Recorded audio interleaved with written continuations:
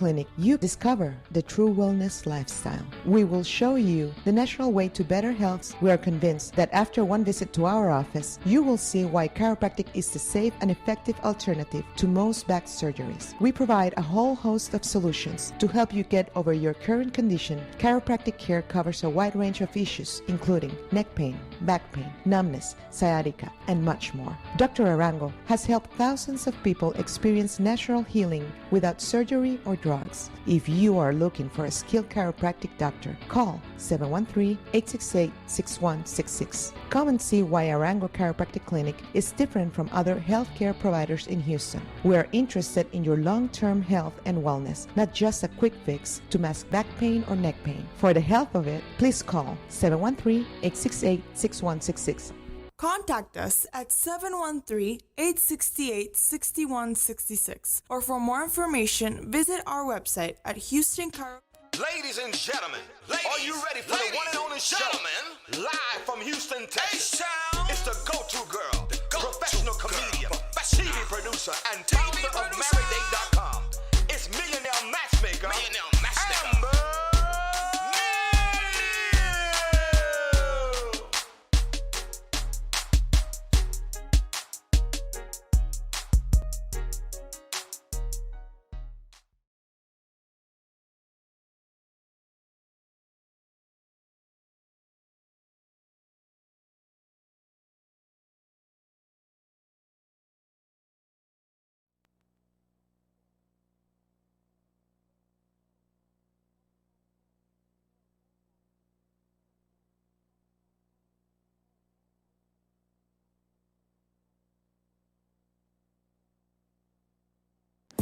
Edge Radio Network, where we have conscious conversation.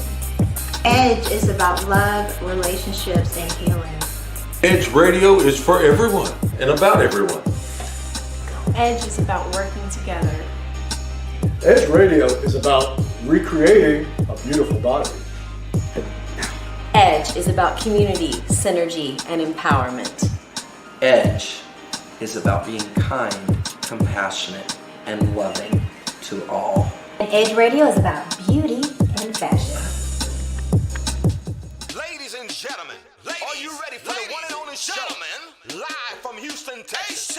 It's the go-to girl, professional comedian, TV producer, and founder of MarriedDate.com. It's millionaire matchmaker, Amber.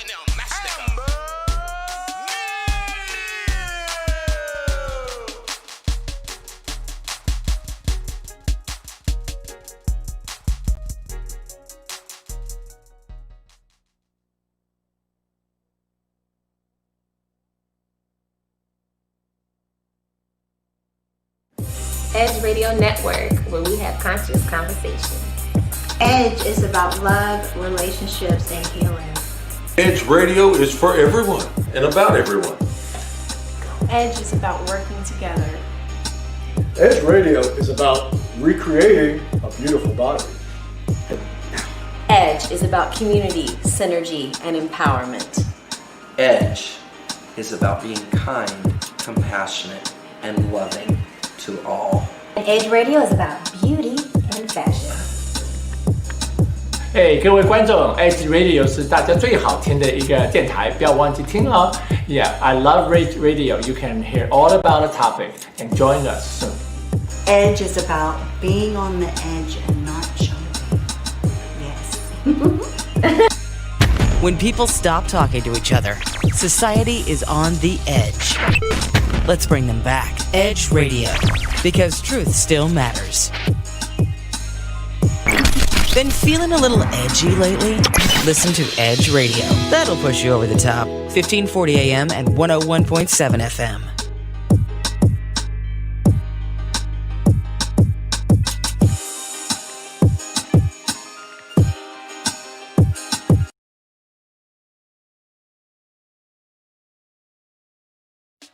Ladies and gentlemen, are you ready for the one and only show? Live from Houston, Texas. It's the go-to girl, professional comedian, TV producer, and founder of MarriedDate.com. It's millionaire matchmaker, Amber.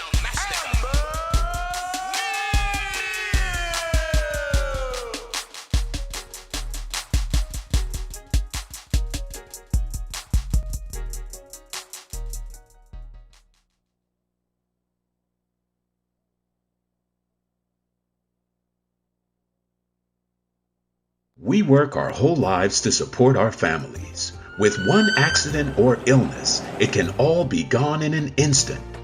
Now there's a smart, affordable way to protect your family. Go to findhealthbenefits.com and discover low-cost life insurance for as little as $2 per month. Add to that a tax-deferred annuity that can help you protect your assets and grow your money for retirement. Learn more. Go to findhealthbenefits.com or call 877-235-6094. A critical illness can strike without warning and wipe out your life savings. In fact, it's the #1 reason for bankruptcy. Find Health Benefits offers an affordable solution. Get up to $50,000 if you get cancer, stroke, or a heart attack, giving you the peace of mind to focus on getting better while the plan helps you to pay your bills and medical expenses. Learn more. Go to findhealthbenefits.com or call 877-235-6094.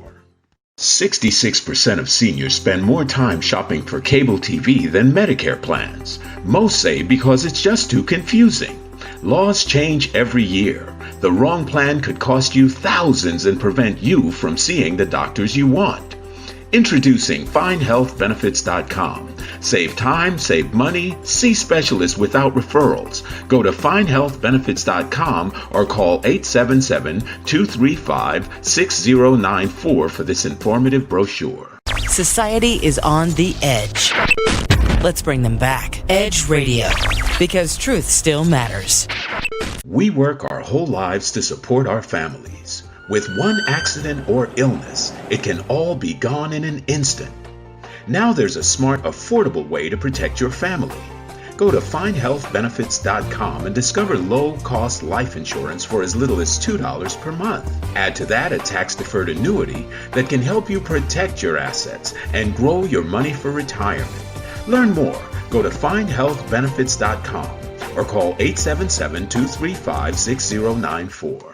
A critical illness can strike without warning and wipe out your life savings. In fact, it's the #1 reason for bankruptcy.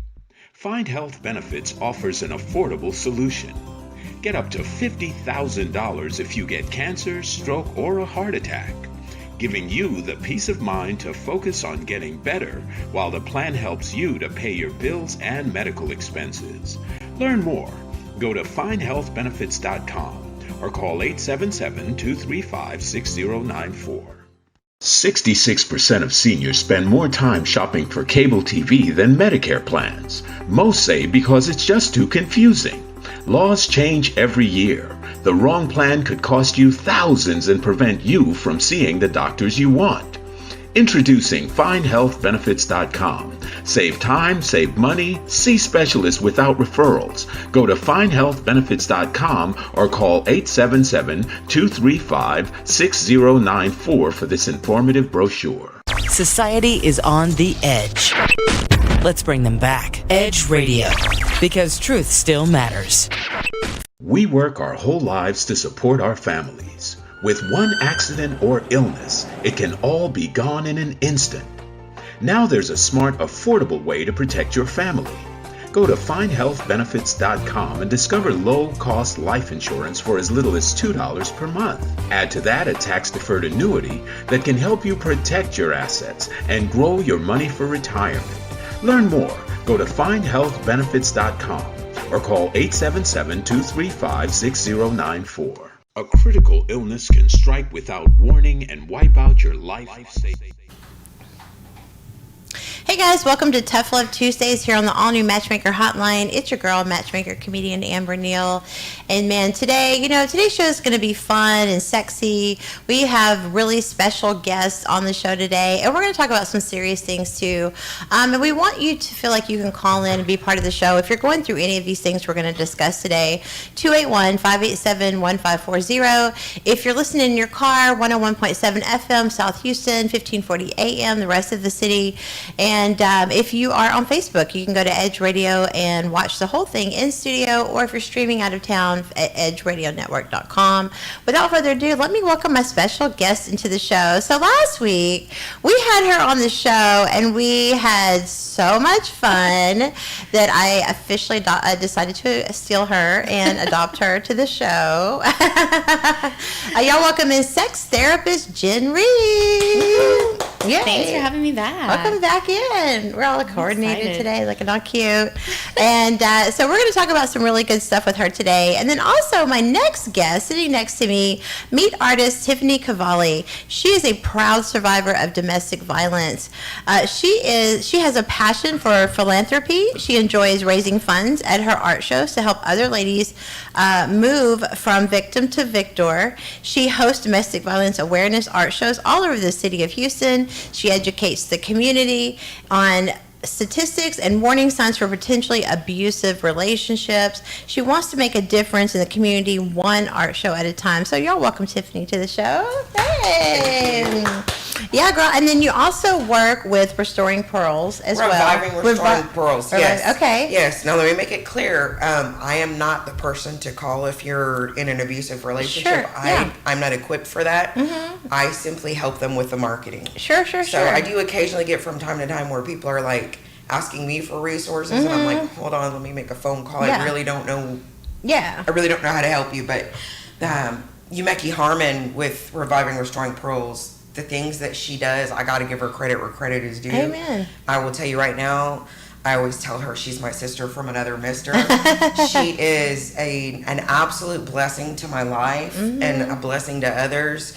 She deserves all the credit in the world. She's a hard worker, and all the ladies that are involved in her nonprofit organization, what they're doing, I believe in 100% with all my heart, and I have nothing but positive things to say about them. And you can tell that Yumeki and the group of women that are the members of the board with Reviving Restoring Pearls, they truly care. Yeah. They rescue women all the time out of really, really bad situations. And what's sad is there's not enough resources to help everybody. And I'm sorry.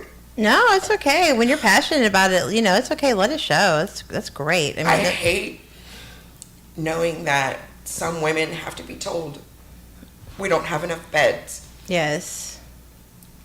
That's hard. No, it is. That's hard. That's hard to go to sleep at night sometimes whenever you know somebody's going through. I'm sorry. No, it's okay. When somebody's going through something like that, and you have to tell them something like that.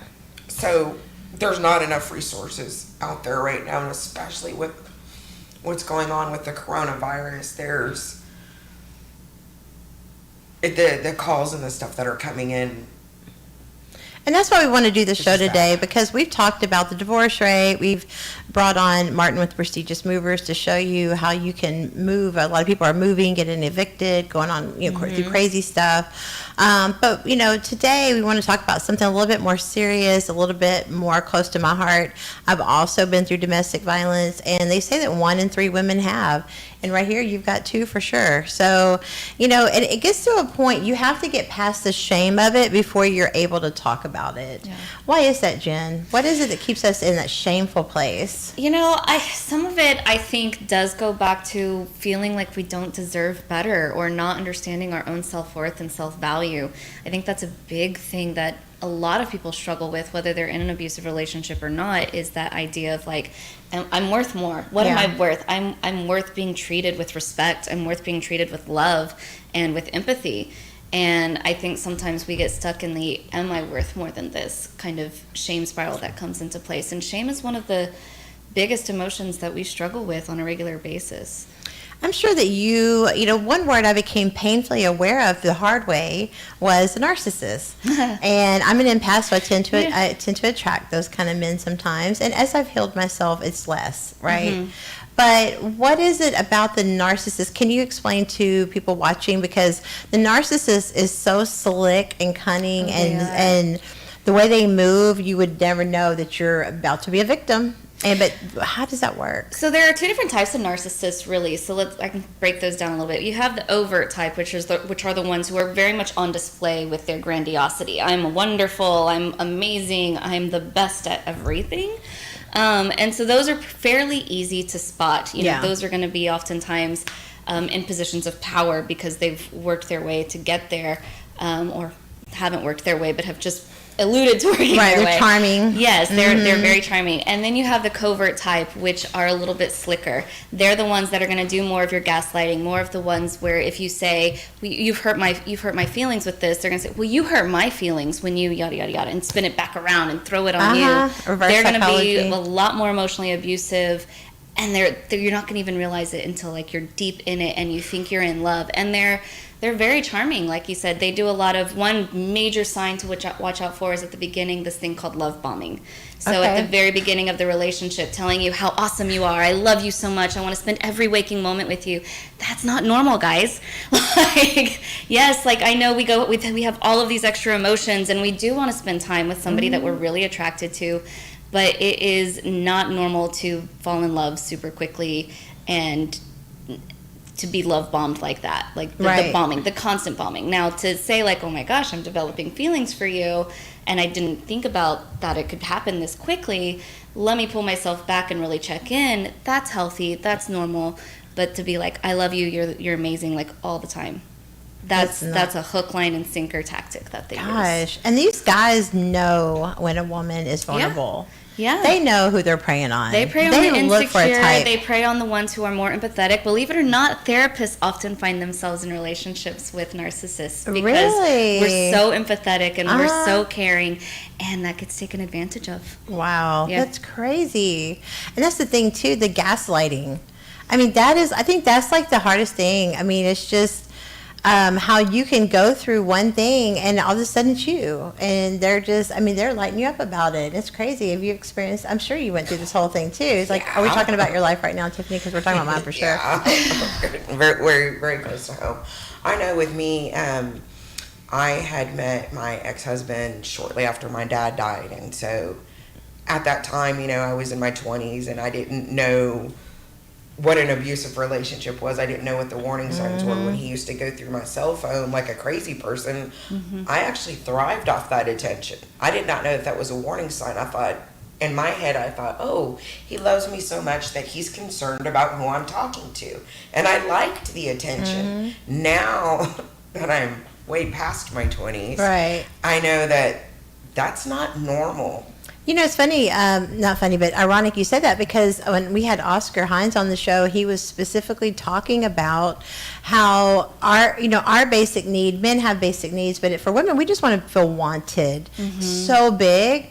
And that need to feel wanted, if we haven't healed our worth issues, can be what attracts us to the abuser. And it's so weird, because one thing I want to talk about is a trauma bond, because I feel like you may never, I don't know if you can ever fully get past that mind. I mean, it's lots of therapy maybe.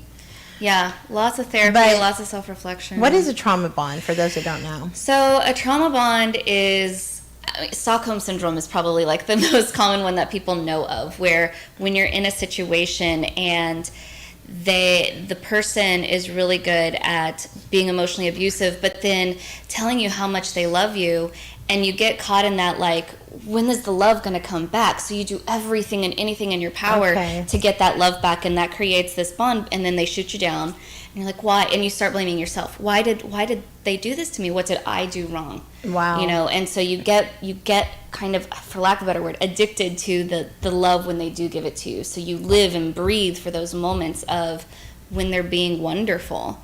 And that creates this weird sort of trauma bond. Like I said, Stockholm Syndrome is probably the term that most people have heard of, where, a kidnapped victim ends up liking the person that's kidnapped them, and kind of recognizing that, this isn't actually healthy, is very difficult for them to get to.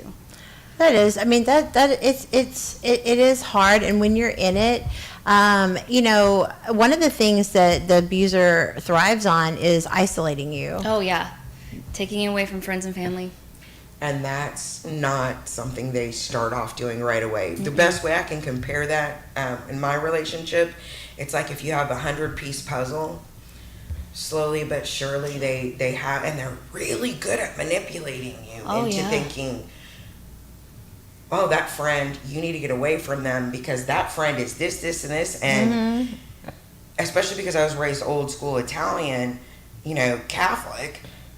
Okay, well, I need to listen to my husband. He's right. This could, like I started to believe the stories he was telling me about my friends, and he started making me think, okay, well, that friend is going to have an effect. We've got a baby together. I need to do the right thing by keeping my family, which is another reason why I stayed in that abuse. A lot of people don't realize that I felt like I was doing the morally right thing by keeping my family together. Exactly. I felt guilty when they count on that. Would want to leave him. I felt guilty. So I felt like, and I know that I was very good at hiding things from people and covering up bruises and coming up with excuses. In fact, my family didn't find out until after I stayed in a battered women's shelter that I had stayed in one. Wow. They didn't even know. Yeah, and that's the shame. Like, we don't even, especially if our friends and family have warned us. It's like the last people that we want to turn to in that situation. And one thing I can tell you guys, from a matchmaker standpoint, it doesn't matter if you're a matchmaker, you're a therapist, it doesn't matter. Like, you can be a victim if you're not a con artist. You can be a victim of one. I mean, and that's what these guys are. They're con artists. It's a mask. It's an illusion. It's not real. And I think that it can be very hard to break the. I think the hardest thing is with narcissists, you're going to look up and they're going to destroy your world, and then they're going to be in a new happy relationship. Yeah. I mean, like, boom. Like that. Like that. Like, yeah. There's and no you're time. like, what? And then I think that was the hardest thing for me to get over my situation was when I saw him in a new relationship very quickly, I was sitting here like trying to pick up the pieces and heal from this, and like the psychological drama it does to you, I swear it feels like PTSD. You get... Oh, for sure. It's definitely PTSD. Is that what it is? Oh, for okay, sure. because you just, like, you're replaying and you're having these things and you're overanalyzing, and I'm already an overanalyzer anyway, but... Man, it's so hard to. What do you recommend for your clients that get to that PTSD level? Is it just lots of therapy or? Lots of therapy. There's support groups. I love. There's a couple on Instagram I'd have to look up, but Narcissist Recovery is one, I think, and that the person who runs that has some great little memes and whatnot. Friends having support and recognizing like, this was real, this was my life, is one of the first steps, like, because you can convince yourself it wasn't real. You can convince yourself, well, maybe I was still wrong, right? And maybe I was the messed up crazy one. And in I wanted our mind. to go back a little bit and talk about, like, even one that's a little more covert in how they separate us from our friends and families is anytime you say, like, hey, let's go hang out with my mom or my sister, and they pout. That's a covert thing, guys, like that people don't realize, and because then you get to this place, well, I don't want to deal with my moody husband. Exactly. So we won't go see my family. Exactly. So we'll stop. We'll slowly pull away and we'll stop doing things because I don't want to deal with that shit. Yeah, exactly. Sorry. No, it's just we need to figure out how to get, because they say I remember when I went to file a protective order, I remember looking on the wall and they were saying how many women get killed every year from domestic violence. It's a high number. It is, and then the alarming thing is they 70% get killed after they leave. Like, it's when you're trying to escape. Once they realize they don't have that grip on you anymore, and you're actually going, and people will never understand. It'll take everything in you to pull it off and get through it. They don't. People talk to you like, well, why didn't you leave sooner? Why did you put up with that? Why did you stay? And again, there's that reason of like, well, I never wanted to get divorced. I said I would never get divorced. I would work really hard. I would do everything in my power. That I'm a religious woman, so I'm supposed to stay. Like, that's the aspect. Like, there's this expectation that we stay, and admitting that we let something like that, and y'all can't see that are listening on the radio, but I just air quoted lets. We don't let things happen to us. That's not the terminology, but that's where the shame makes us feel, is that we've let this happen to us, or other people have made comments that make us think that we've let this happen to us. It's not a let situation. It's really not. And I think that's the most offensive thing another woman especially can say to you is, how'd you let that happen? I wouldn't put up with that if I was you. I'd have been gone. I would. You don't understand that once you're actually mortally terrified of somebody, your every move is super calculated. You're not just gonna, I'm just gonna leave, screw you, I don't care what you think. Like, that smart mouth can cost you. And they say that the average woman will leave a man 7 times before she actually goes. How many times was it? I know it was, for me it was like 4, I believe. I don't remember. It was that many. I don't even remember. Several. Yeah. Well, how'd you get the strength to finally leave? What was the catalyst? Like, what really happened that made you say enough? Where I had the last I could take, I always felt like I was doing the right thing for my son by staying. Mm-hmm. When he hit me in front of our son and the baby was in his extra saucer, watching it happen, that was the first time he'd ever hit me in front of our son. And out of the corner of my eye, I could see my baby. He was in his extra saucer. He was only, about not even a year old yet. And he was leaning over, crying, "Mama, Mama."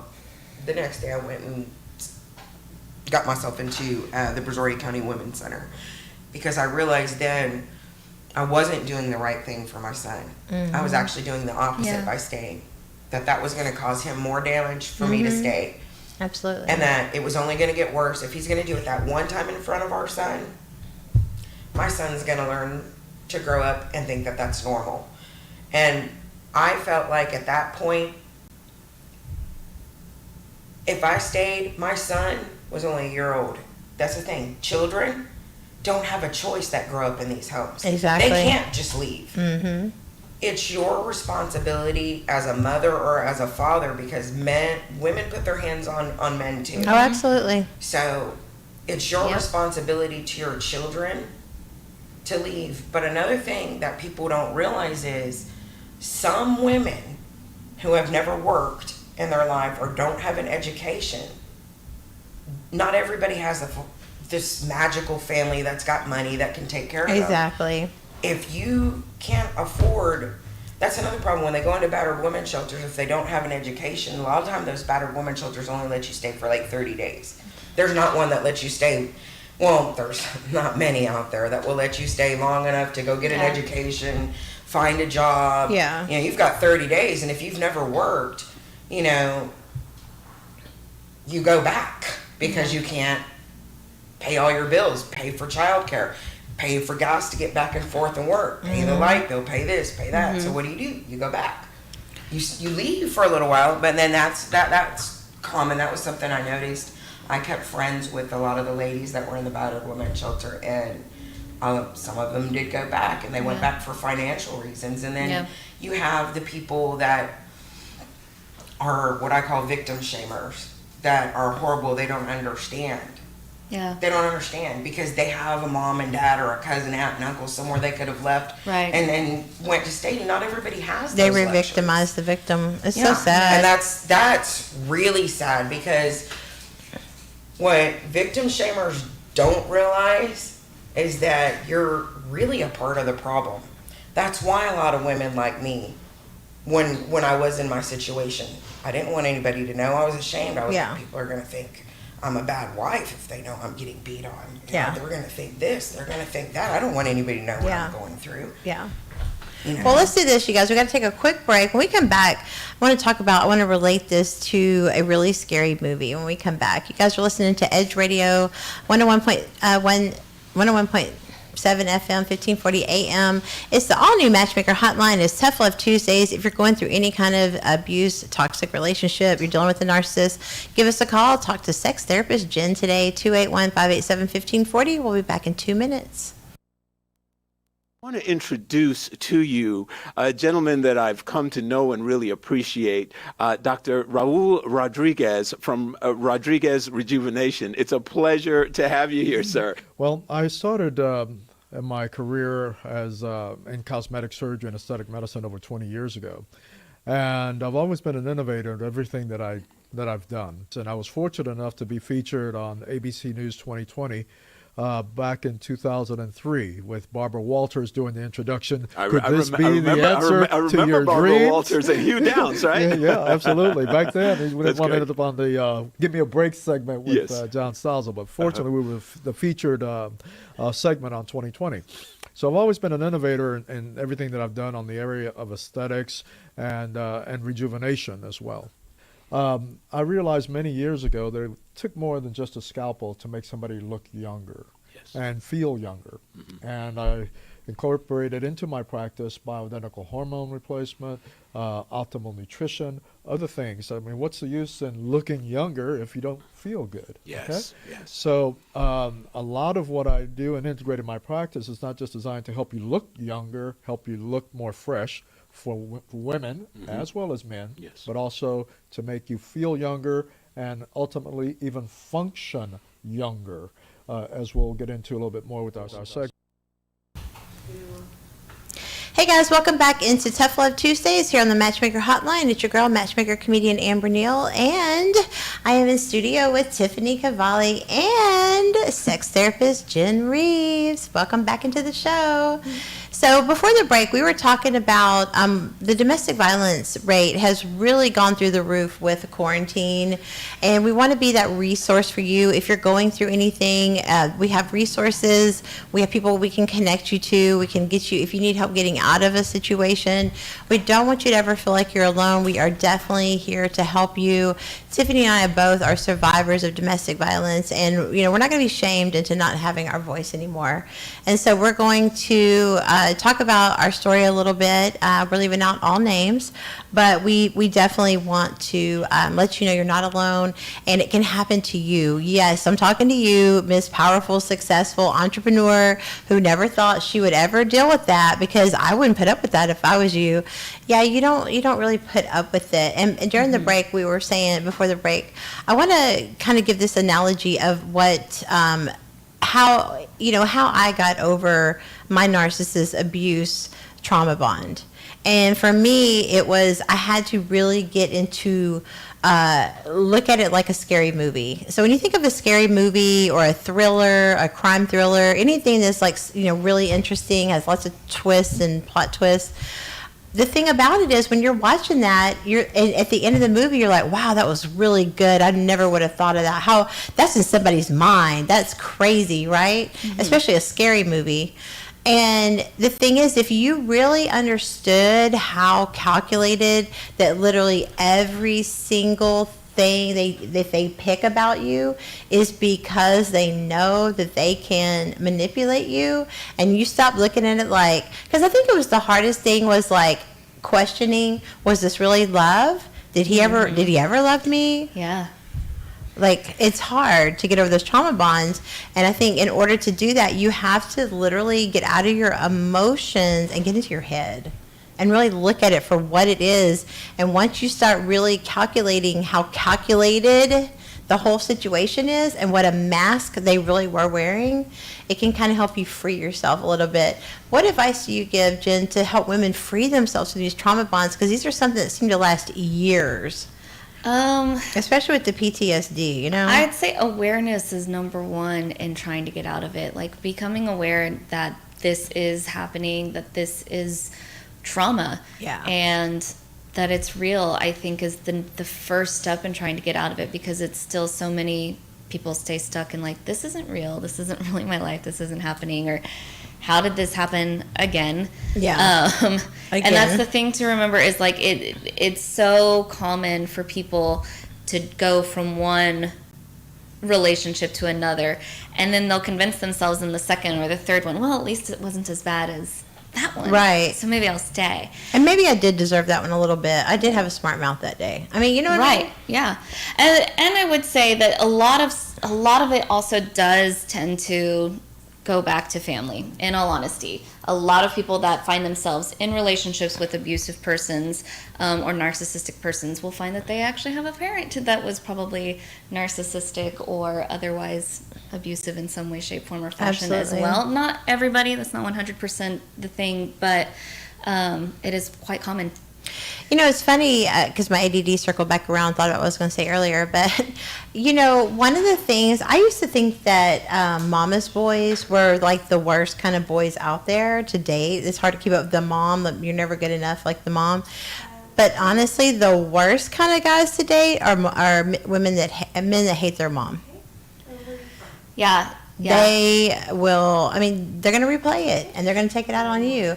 And I know with my abuser, that was the case. He loved his mom, but he hated her too.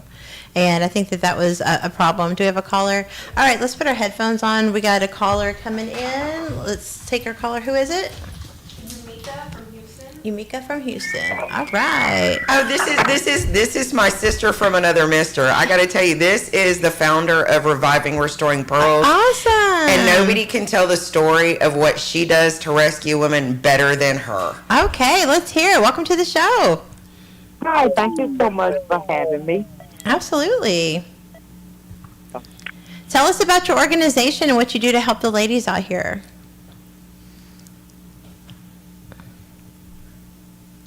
Can she hear us? Hello, are you there? Did we lose her? Can you hear me? I'm sorry. There she goes. Okay, there we go. Okay, go ahead. Okay. Well, the first thing that we actually do, and I love doing it, is we do rescue missions. Nice. If a lady calls me and that's a feedback. It's like a weird noise. You hear that? Yeah, it's a weird feedback. Okay, keep talking. I think it's going away. Okay, if a lady's in a domestic violence situation and she has called the police and no one has responded, what my team will do is they'll go out and they'll remove her from that situation. We'll put her up in a hotel, keep her there, then we transfer her to another location so she's safe. Nice. Reviving Restoring Pearls also offer free self-defense class for the ladies to train them to protect themselves and allow them time to get away from their attacker. Oh, thank God. That's great. We we pick up donations where we offer them clothing, personal hygiene products, food, whatever they need. And I also, and I got to say, a big shout out to Chief Satterwhite of the HPD. I have 2 cases, and the ladies have evidence, and they have protective orders, and they keep getting threatened where they're going to be killed. Well, I called HPD. They didn't do anything about it, but now Chief Satterwhite will handle all cases I send to him. Wow, nice. Yes, and also once a year, I do it's called the Reviving Restoring Pearls Conversation Cruise. Oh, nice. Yes, what it is we'll get 100 ladies to come on the boat, and we'll have speakers, we have a comedian, we have a couple of ministers come out, and we just ride around the Kemah Bay for 3.5 hours. Okay. And what it is actually show them that no matter what you've been through, we still love you. Amen. I'm a survivor of domestic violence. It's really shocking how many women are. I mean, I don't think people really, and that's what we were talking about before you called in, how many successful women kind of get shocked and kind of get taken back by that. They don't really expect to go through that, and how we've got so many women that shame women when they go through that because they're like, well, I would never put up with that, or why'd you stay? And people don't understand the psychology of it and how this is so much deeper. Like you said, Jen, this is so deep. This goes back to our inner child. Yeah. And then it... Go ahead. I'm sorry. Would it also go back, and I can speak as for like the black culture, the way we were brought up, whatever goes on in the home stays in the home. Right. So you don't want to talk about it. Yeah. It's kind of that way in the country too. Yeah, it's just horrible, but I also feel that if a lot more people would listen to a survivor than talk, they would learn a lot. Amen. Yeah. Because if you haven't been in that situation, then you shouldn't even talk to a survivor about it. Right. Yeah, because at that point you're making judgments. Yeah, certain words or just a small action can cause a setback. Right. And that's not good. And now we have extended it to where we give clothing out to the kids and we give them toys. I mean, they affected by this too, so we want to make sure that Absolutely. we love on them also. Yeah, especially the kids. So important. Gosh, Yes. it's got to be so hard growing up, and seeing that as your norm. Because and even I have a son and a daughter, and I had to leave because I can't teach my daughter that that's okay, and I also had to leave because I can't teach my son that it's okay for that's what women deal with, because I feel like he could become abusive if he thinks I'm okay with dealing with it. Yeah. But then, I grew up with my mother and my father, 7 brothers. I never told my father, my brothers, what was going on. Wow. Because I made the decision to move from Louisiana to here because I knew what my parents or my brothers would have done. Oh yeah. So I'd rather remove myself from that situation, come here and, just start over. And I truly thank God that I'm able to serve. Amen. And we go to Dallas, Louisiana, wherever that we need it, we go. Wow. Well, God bless you. That you're doing. Yes, You're doing a ma'am. great service. Great work. What a mission. Thank you. And even if you guys want to get a group of ladies together and learn self-defense, okay, our security team teaches that. It's free. That's great. We should do. How do people sign up for that? Give us your contact info. How do people sign up for that? Okay, Revive and Restore in Pearls. Okay. My number is 713-398-9025. Okay. Then you have Tiffany there. I work with Tiffany. So she can always, Yes. Tiffany's here representing the ladies well. It's an honor. Well, Being Yumeki's friend is an absolute honor. Like, I'm so blessed to know somebody Thank you. and I can't speak, I've got nothing but wonderful things to say about her and the ladies in her organization and what they're doing, and I believe in it 100%. They've got my endorsement. You can see the passion when Tiffany talks, because that just says a lot. There's people out here that want to help, but they're not really as successful. But I can tell by the way Tiffany's talking that you know that this is going to help them.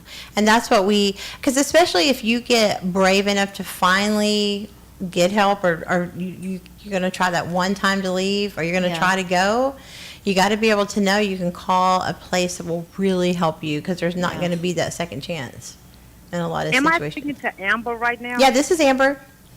Amber, I'm going to tell you what happened last Tuesday. And I work on the 5th floor. I heard a lady screaming. I look outside the window. There's her boyfriend beating the crap out of her. Ugh. I run downstairs. I go in the parking lot. And I'm not thinking. I jumped in the middle of it. He's choking. He's literally choking her. I'm looking at her flap her arm. She can't breathe. He beats a 7-year-old. And the most hurtful thing is, Amber, she would not press charge. She told the police it didn't exist. What? That's so common. Yes.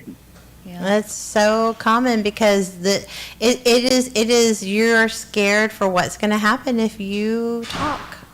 The consequences, the revenge, they're going to want to come after you. It's scary. Another thing is, these young ladies, they don't have finances. Mm-hmm. These men control money and a place for them to live in. I just want women to understand you don't have to put up with that. I will help you.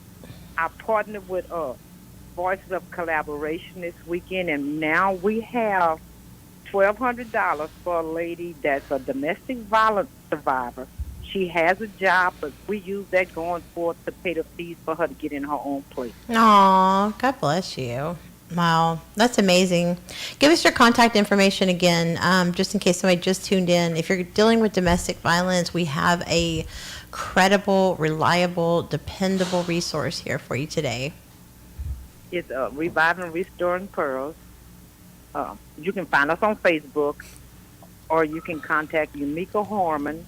That's YUMEKI HARMON 713-398-9025. Okay. Well, thank you so much for being part of the show today. I know you're going to be a great resource to a lot of women dealing with the domestic violence that's going on right now during COVID. There's always domestic violence, but it is higher than normal right now, and we want to be able to give you a resource. If you're going through anything, you can call the show. If you just want to ask a question, we've got sex therapist Jen Reeves here. She can answer from a psychology standpoint. If you want help, you can be totally anonymous. Give us a call today. And you guys, stay tuned. We're going to continue the show here in just a moment. Thanks for calling in, and we really appreciate you. God bless you for all the hard work that you're doing out there. Yes, ma'am, and I thank you for allowing me the opportunity to be on your platform to spread the word. Absolutely. We'll have you back on again for sure. All right, well, we're going to get back into the show, and thank you for calling. We'll talk to you soon. Bye-bye. Okay, that was great. That is amazing. You can just tell in her she spirit. has transitional housing, too. Oh, does I think she? there's only, I can't remember, I think there's, at that house, like she's wanting to expand. At that house, I think there's only 4 to 8 women. Yeah. And that's what I was talking about but it's not just a home for where you stay, like a battered dorm where you go stay for 30 days. It's actual transitional housing. Yeah. They help them. That's awesome. Get a job, get this, get that, to where they don't have to go back. Yeah. Whereas in a battered woman shelter, it's 30 days. Right. Yeah, it's kind of like putting a Band-Aid on something. It is. And, the thing is that let's back up the conversation a little bit to find out, before you can get to the narcissist, before you can get to the abuse, before you can get to all those problems, let's help you identify what a toxic relationship looks like. Or the warning signs. The warning signs. So I've got 4 signs that you're in a toxic relationship. So definitely, Jen, add in to anything I'm missing here. Number 1, which we talked about, the number 1 sign that you're in a toxic relationship is control issues. Your partner is always right. You must, and they must have their own way. You often find yourself complying because keeping peace is easier. You just lose yourself in these kind of relationships, right, Jen? Yeah, for sure. They, boundaries are huge, and looking at them where they, like I think Tiffany had said earlier, it seems kind of innocuous when they're like, hey, where are you going? Who are you hanging out with? Who's that on their phone? Who are you talking to? And it seems so subtle and like they're curious, but and again, like, that doesn't necessarily mean that it's toxic. You want to take every little piece, like all the pieces, and put it together. But that aspect of they have to know who you're talking to, where you're going, what you're doing, when you'll be back, and all of those fine details that they have to know the information on. They just have to know the information on. And if you're just kind of like, oh, I was out with a friend. And the crazy part is they'll mask it. Oh, yeah. Like, I just care. Yep. I'm just worried about you. I just need to know you're okay. Yeah. I'm your protector. I'm that guy. Yeah. So definitely. So that's just one part of it, is the control issues. But it's because what we're trying to look for is like the early on signs. Like, how do we really know that? Because the thing is about the narcissist or the abuser is, even though they are in a new relationship, they're still that guy.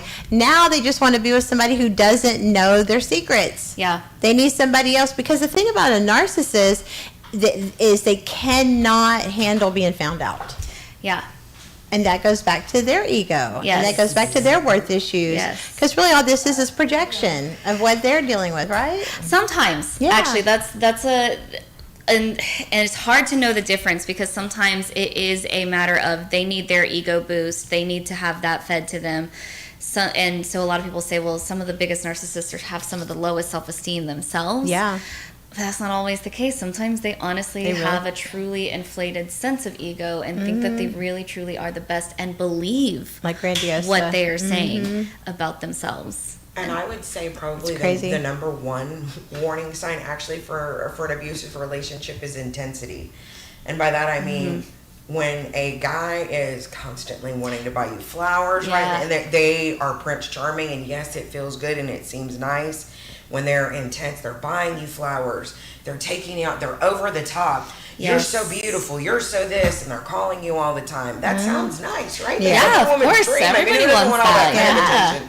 But when they're being that intense, that doesn't last forever, number one, which this was the problem with my husband, is that I met him right after my dad died, and he was very intense, buying me flowers, paying like all kinds of attention to me, and I was like, he won my heart with that. And a lot of times that's what they do in the beginning. They win your heart, then they slowly, it's like taking apart a piece of a puzzle. Then that's when they move into controlling and jealous, constantly jealous. Like, who was that you were talking to?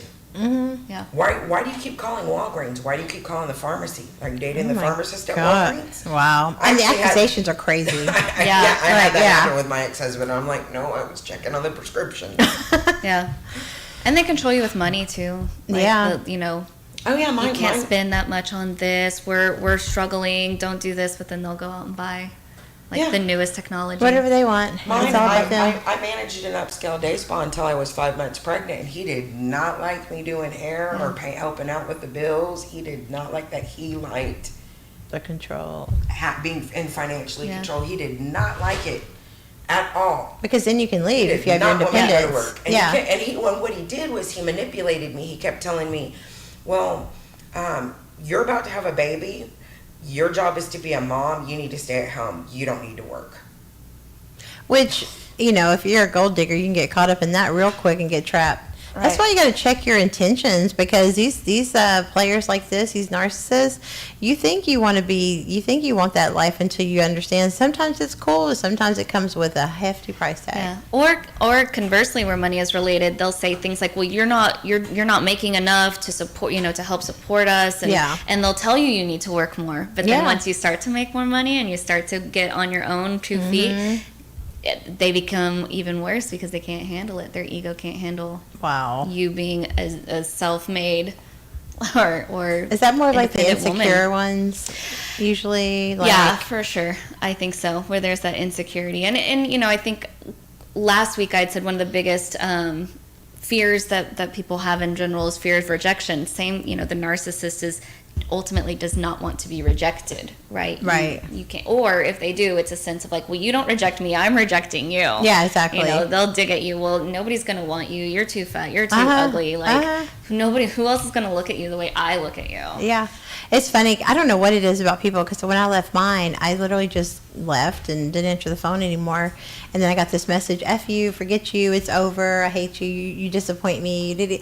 And I was like, I'm already gone. I love when people tell you it's over and you already left. You're like, did you get the memo? Another thing that's super, another sign that you might be in a toxic relationship is that there's communication problems. Yeah. Whenever you have a concern or a different opinion, you usually are met with anger and manipulation.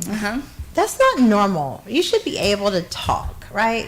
Well, so I will clarify that one a little bit, because one of the biggest things that we see as therapists in general, especially in the marriage and family therapy world, are communication issues. Yeah. And that stems back to, most of the time our parents didn't sit us down and go, this is how you need to talk to your future partner about all of these different things. So the communication issues are very, very normal in relationships. But what isn't normal is the shutdown, or the gaslighting, or the throwing it back in your face and saying like, well, you did this, kind of aspect. And there's multiple ways. Like I said, their shutdown is also a form of emotional abuse that people don't realize, when your partner just sits there and goes, seriously. And withholding sex. Withholding sex is actually a form of sexual abuse. People don't realize that. Withholding love, withholding sex, withholding affection from your partner, that's manipulative and abusive. It's a subtle abuse that people don't realize, because when people think of abuse, they just think of being hit.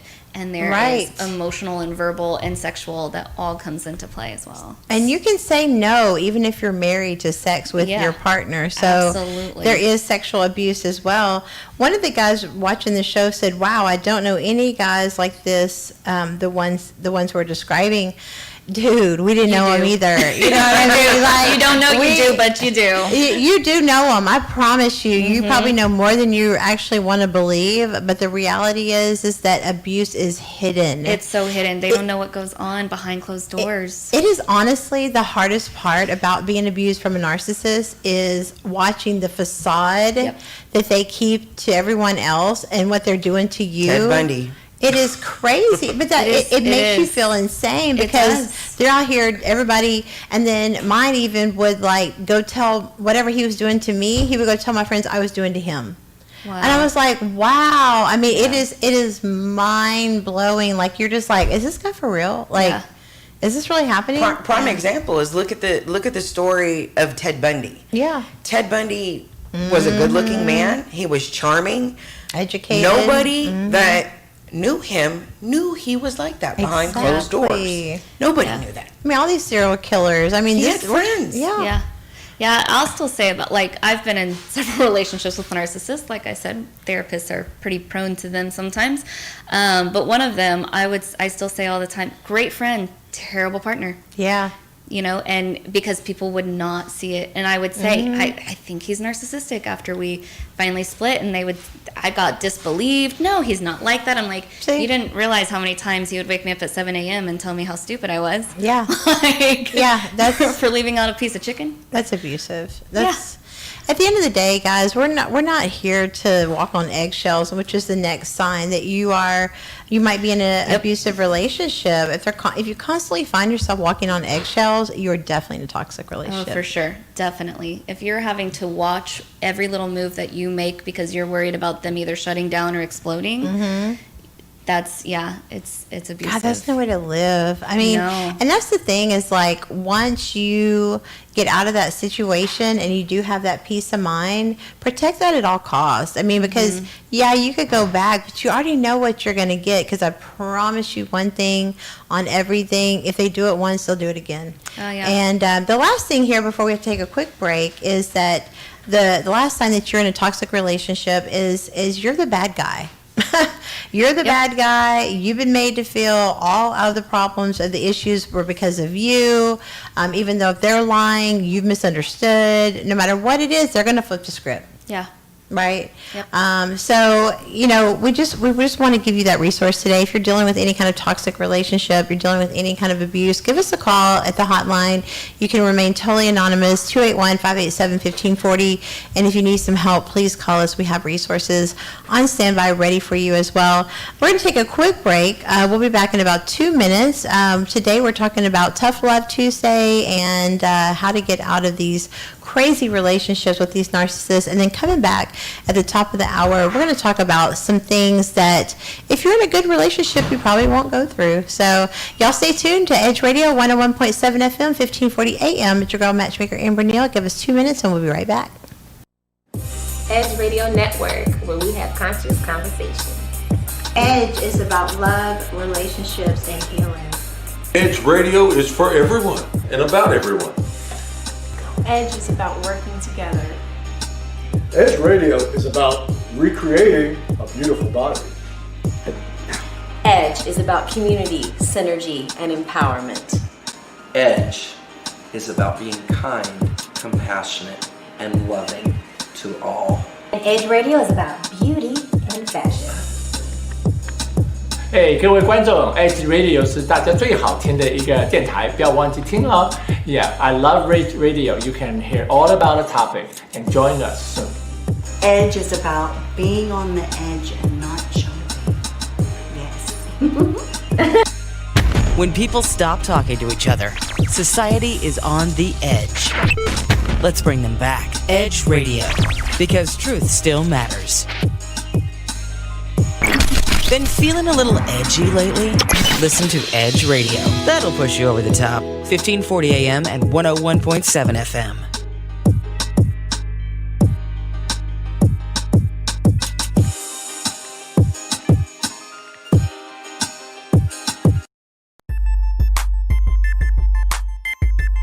This is former Rocket Robert Reed.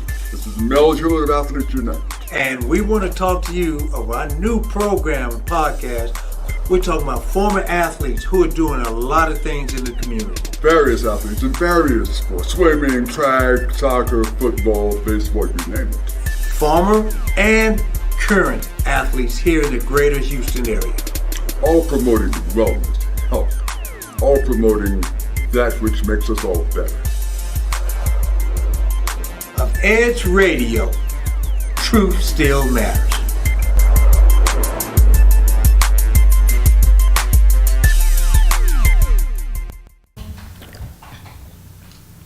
Hey guys, welcome back into Tough Love Tuesdays on the Matchmaker Hotline. It's your girl, Matchmaker Amber Neal. Joining me in studio today is sex therapist Jen Reeves. Welcome back into the show. Yay. Yeah.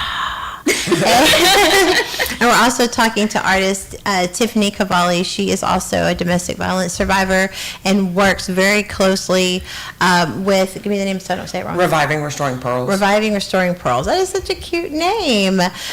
Shout out, if you guys are going through any kind of domestic violence situation, toxic situation, you need help getting out, give us a call at the hotline 281-587-1540. You can remain completely anonymous. If you are going through something and you don't want to get on air, you DM me on Facebook, Instagram, Matchmaker Amber Neal, pretty much on everything. Inbox me. I will get you the resources you need to get you out of that domestic violence situation. Okay, so let's go over this next article. We're going to lighten up the show a little bit. The first hour was super needed. We needed to give some resources. But let's talk about, if you want to join us along, we're going over an article in bustle.com that I found. I thought was super interesting by Carolyn Steber. She basically says that if your relationship is strong, experts say these 17 moments likely won't happen. So we're going to talk to sex therapist Jen and find out if she agrees. I know as a matchmaker, most of the time I agree with most other matchmakers, right? Mm-hmm. When it comes to the philosophy of hooking people up and dating and like how it works. But I'm curious to see, do therapists agree as well? So we're going to get our own resident expert advice, okay? But if you have an uncomfortable moment in your relationship, you might start questioning how strong that your relationship is as a couple, and why it's common to experience ups and downs and ongoing problems, including tension, a sense that things might fall apart, balance. One thing I was going to tell you, Jen, yesterday, we were going over an article in Psychology Today from a divorce attorney giving 5 tips how to stay out of his office. And one of the things was talk about the possibility of what a divorce would look like. Mm-hmm. Even if you're happy. That, I still can't get my head wrapped around that. I mean, do you think that's a good idea? Absolutely.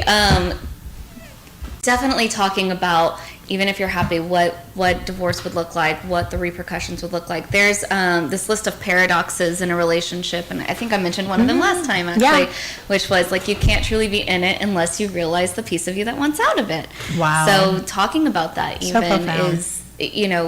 imperative. Communication is vital to relationships. So talking about every little thing. I tell couples, even infidelity, right, is a common thing. I tell couples all the time, talk about what would cause you to cheat.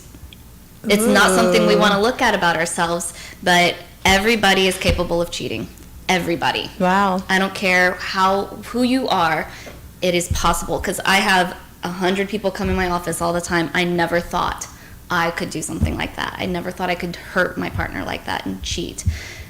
But you can. So even having that conversation, what do you think would push you to that point of having an affair? You have to know that about yourself. Wow. And sometimes do partners take it like a threat? Like if you, because it could almost sound like an ultimatum. Yeah. But it kind of is, I guess. Yeah. It's like, hey, there's just the hard wall. Yeah. These are the boundaries. Okay, now this is the hard wall. You better not cross it. See, but the thing is, it's not always about the other person. It's not always about, well, if you are ignoring me or I'm feeling neglected by you. I mean, that is a common thing that happens. But I didn't think about that. But there is also just that piece of ourselves that needs that extra, I've gotten older and I've been with you for 20 years. Yeah. And I'm not really feeling all that attractive anymore, or I've got baby weight, or all of this other things, and so that attention felt really good. So if somebody was giving you that extra attention, so how do you safeguard your relationship and yourself when somebody does start to give you attention that isn't your partner? So it's not always about our part. In fact, I would say it's almost never about our partners. Yeah. And how they treat us. There is a percentage where it is, we cheat because our partners just aren't that great. Right. But more frequently, it has more to do with ourselves and what we're going through. So recognizing that. So it can come across a little bit as a like, you better shape up because I need a man. Mm-hmm. Just saying. But otherwise, like, it really is more about ourselves. So, but yeah, learning that about yourself. What do you really need? What do you really want? And what do you bring to the table? You have to do some self-reflection.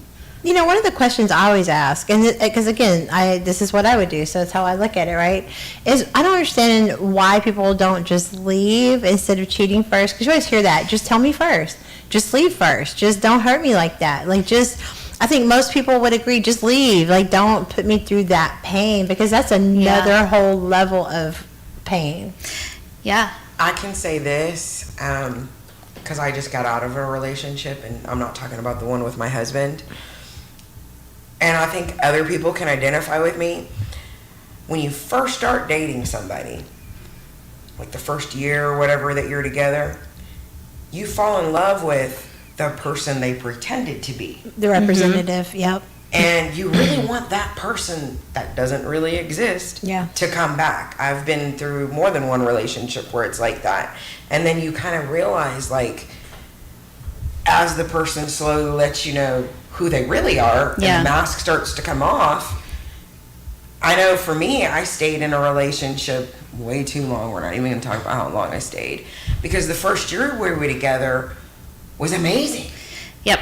I don't think I've ever been happier in my life. So that's what we call the limerence phase as well. So the limerence phase, other people call it the honeymoon phase. That's the layman term out there, but it's the limerence phase. And you're getting inundated with extra hormones, and it feels good. In fact, some people might call people that are love addicted will jump from relationship to relationship to relationship, because that beginning phase just feels so good for a lot of people. And you have your rose-colored glasses on. And that's not true love. It's once you kind of get past that phase and those rose-colored glasses comes off and you start to actually see the person for who they are, you also start to be more of, who you really are. Let's be honest, because you're also putting your best foot forward. Yeah. You're doing your hair, you're doing your makeup, you're looking cute on a more regular basis than you might. And that is, so those walls start to break down and you start to kind of get to a place where, like, oh, this is who you really are. This is what's going on. And that starts to happen anywhere after at least the 3-month mark, but typically you'll start to see it a little bit more from the 6 to 18-month mark, where that's when you really start to decide, like, who is this person and do I really love them? Yeah. I used to say I fell in love with the potential. Now I can look at it and go, I fell in love with a lie. Yeah. I mean, because there was no potential. It was all an act. Yeah. It wasn't real. And that, I mean, it's like, you feel like you're in the Twilight Zone. When you come out of these situations, you're like, what? And that's the thing. I've even learned in my own pattern. I wrote a book in 2015 called How My Kitty Betrayed Me. And it was talking about growing up with parents who'd been married and divorced 3 times and what it did to my sisters and I. It made me have abandonment issues and codependent. So I was always thinking, and then plus I was in the early 90s when women's lib was really like, if y'all can have sex, we can. So we thought we were liberated and we could, you're not calling us a hoe no more. We're going to do what we want to do, and y'all can't say nothing. So it was, and plus, and my language of love is touch. So when you put all that together, you create a storm of these relationships that are 100% because of me. Because I hadn't healed, so I'm going to keep attracting. That's what they say. You keep attracting the same person. Yep. Yep. It is the same person. It's just a different body. Yep. But you have to do the work and go in and understand until you really believe that you're worth more, you will continue to allow the disrespect. And that's why the same type keeps coming up over and over. Yeah. You got to heal. I mean, it's no way around it. It's not at all. Okay, so let's talk about some of these tips that we have here. The number one thing is basically saying that if your relationship is strong, experts say these 17 moments most likely won't happen, and we'll see what Jen says. Okay, so number one, your partner doesn't side with you. Because I think it's even worse if you're like having an argument with like your mom or somebody or a friend, and then they don't side with you. What does that do to you psychologically? Gosh, it makes you feel like you're not on the same team. It makes you feel like you're wrong again, like you've done something wrong. And that doesn't mean that they have to agree with you. Right? It's not about saying like you have to agree with how I'm thinking or how I'm feeling or what I'm doing, but to still offer support and recognize like what I'm thinking, feeling, and doing is coming from somewhere, and understand that and support that. You know, because they may not, like, if you're cussing your mom out, for example, they may not agree with that. They're going to be like, dude. Might be like, you know, hey, you shouldn't talk to your mom that way. But instead of saying that to you, what a healthy partner might say is, it sounds like you're really upset with your mom. Yeah. You know, let's talk about that, or I'm here to support you, or let me hear you out, or, you know, what can I do to help? That's what a supportive team member is going to say to you, versus, well, you're in the wrong, you just cussed her out, you're doing all of these things, of course she's yelling at you, of course she's upset with you. That's not healthy, that's not good. Yeah, because a caring partner will empathize with your feelings. They're not going to sit there and jump, especially if they know you're already upset. If you're upset to the point of cussing your mom out, it's probably not the time to point out and be like, you shouldn't do that, right? You know what I mean? Right. They're not going to hear it. Right. Like, just, I know I'm wrong, because you are wrong if you're cussing your mom out, no matter how you want to slice it. Even if she deserves it. We're supposed to honor our parents. It is, so we have to like them, okay? Okay, so the next thing is, this is a really big one, and this was like a red flag, like after my relationship I ended that was abusive. I tried dating, and I would notice this one guy, I really liked him, like I really did, but the problem was he would do name calling. Oh yeah. Like, it was like the dumbest thing. Like, he would act real flippant, like he didn't care, so he had this like real alter ego, like he didn't care, but then he would just like say things and like, you must be stupid, or you must be, you know, you're acting like a bitch, or, you know, things like that. And I'm like, dude, we haven't even like really got into this like this, and this is, you're pursuing me, and this is like, but it was also that control thing. If you don't answer the phone at this time, if you don't, and that's the thing, when you're given a big bouquet of red flags, don't ignore it. Yeah. That's what we do, even if they're orange. Yeah. Even if they're orange, because that's the thing, anything you have to have in order to be happy, it can be used against you to keep you miserable. So it's very important that you don't need a relationship. You don't need that. Like, it's you have to be healthy and whole by yourself, right? Yeah, for sure. Definitely. The self-love journey is for real. It is. It's the hardest thing you'll ever do in your life. But once you're on the other side, I'm so grateful that I did that. I will never, now I can say, I will never allow myself to ignore the red flags that got me into that kind of relationship. Not that I would never deal with it, because I never thought I would. But now I just know that when I see it, nope. I don't need it enough to go through abuse or disrespect or being cheated on or lied on or whatever it is that is your trigger, you know. But if they call you names, can you get past that? I mean, can you tell them can we argue less toxically? I mean, yeah, it's difficult. I tell couples all the time when they're coming in and whatnot that name calling during an argument is never okay. Name calling in general is never okay, but there is a certain aspect. I know I play with some of my girls sometimes, and we'll be like, "You're such a bee," like, but it's always in jest. And I have this rule that name calling in jest, or like I'll say to the guy that I'm dating every once in a while, "You're being, jerk," but you can tell the tone of voice, the intonation is a little bit different. But to say it like in a moment of anger is not okay. So you do have to be careful if it is something that you do play around with and you have that kind of relationship with your partner, that you don't take it to that when you are angry and upset with one another, that it really is able to keep it in that jest. So you can't even jest about it too often, because then it becomes normal.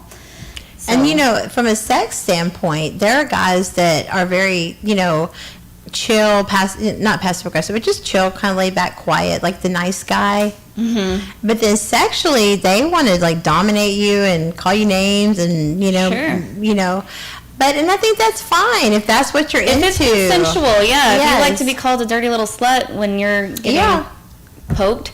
How to say things on the radio. Doing it.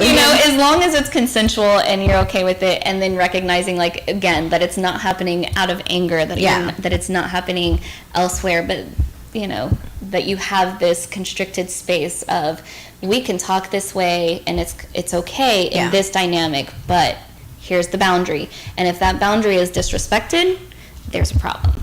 Yeah, it's when they take it out of the bedroom and start calling you names. I think that's just a major, major red flag. I just like, to me, you're attacking the problem, not the the person, not the problem. Yeah.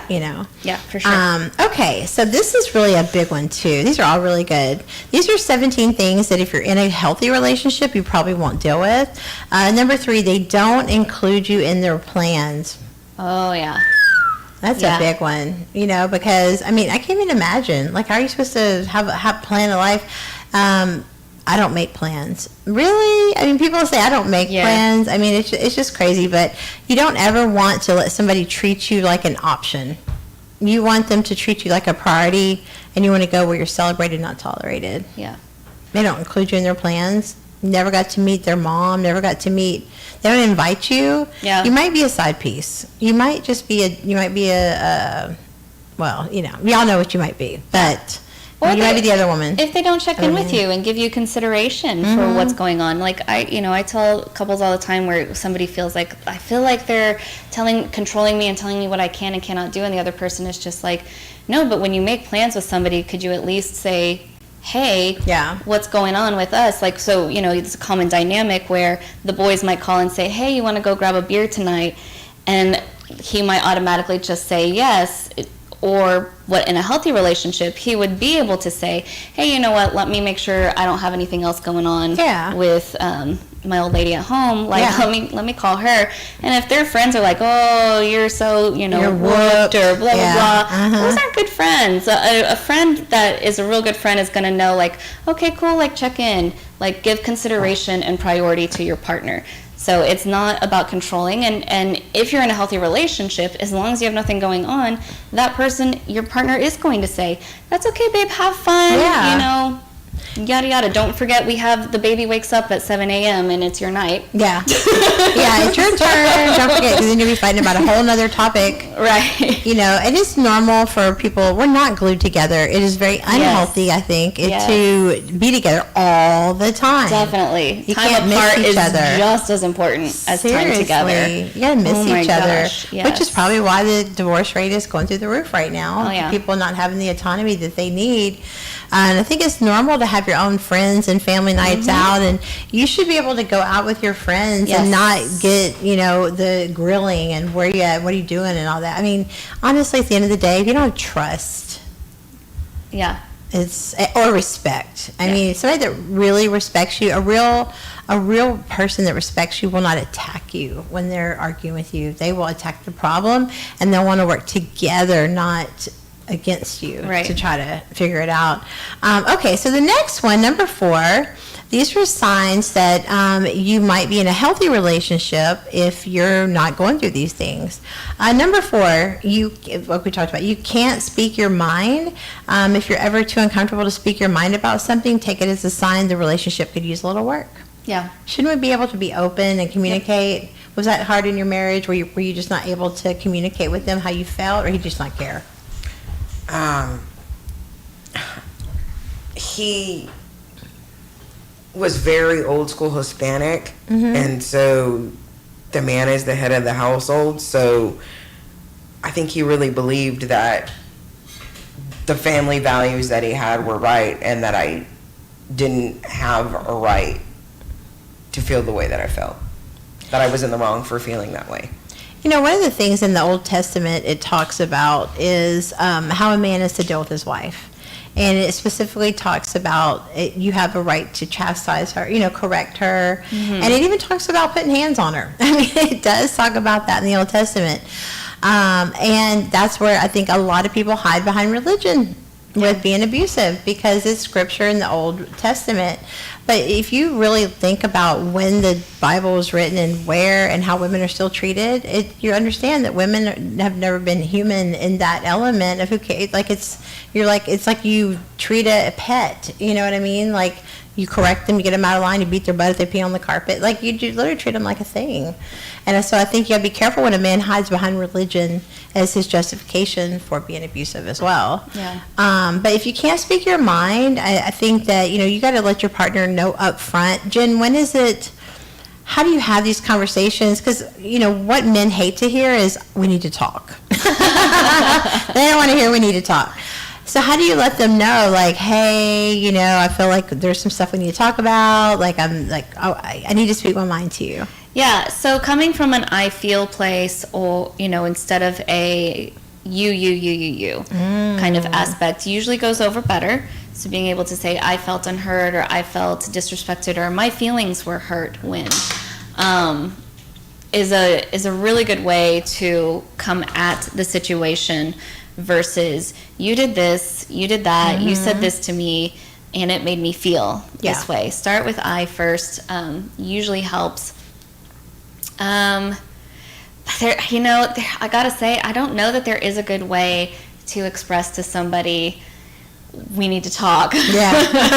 That isn't going to create a little bit of anxiety for that person. You know. Should you give them a little clue what it's about, maybe, and just be like, you know, I think sometimes, if you can say, you know, hey, like, I'd like to talk to you, and still reassure them if you're already using the L word, if you're in love, you know, still remind them that you do love them. This isn't a breakup conversation. This isn't a, we're going to get through this. This is a, we need to discuss something because something's going on. Yeah. Okay. Yeah. The next tip, so basically we're going over an article on bustle.com if you want to follow along, and it's basically saying 17 signs that you might be in a healthy relationship, so we can kind of identify healthy and toxic, so we don't get to the abuse part, so we do recognize the red flags. Number 5, they make decisions for you. You know, to me, being part of a couple means making decisions together. Yeah. And if every single decision is made for you, you might as well be a child. Yeah. As for, you know, I had dated this one guy, and he, you know, it was the first time after my marriage that he was like my rebound guy, kind of. And I remember it was kind of the same thing. He was like, oh, I don't want you to work. And actually, thanks to him, I was able to leave. I was a GM at Time Warner, Comcast. And I was able to, my mom was a matchmaker, and I always loved that industry. And I've been matchmaking since 9th grade in high school. So I knew I had this empathic gift. And when after my divorce, he was that first guy that was like, oh, you know, you don't have to work. What do you want to do? And that's when I answered an ad for Great Expectations. And my career has been in the industry ever since then for 15 years. But he was very controlling. It was that same thing. I remember. It impressed me how he was like so welcoming and like just really had a lot of love, and we'll always be good friends. But the thing that really turned me off to him was one day, I'm hot natured, so I like to turn the air down. And one day I turned the air down, and he came in from work or something. He was like, who touched the air conditioner?